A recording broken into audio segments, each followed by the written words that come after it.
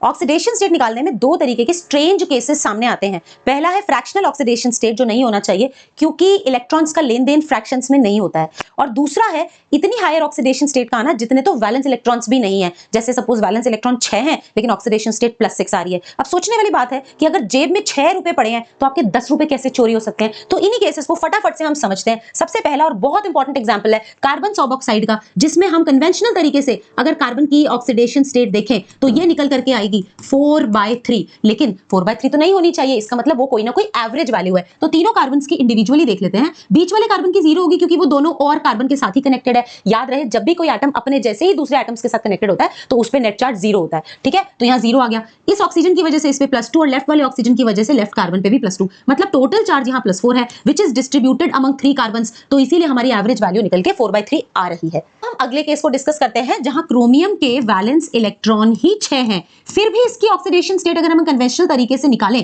तो +10 निकल करके आती है, जो कि पॉसिबल ही नहीं है क्रोमियम के लिए 10 इलेक्ट्रॉन्स को देना। तो उसको भी स्ट्रक्चर के थ्रू समझेंगे।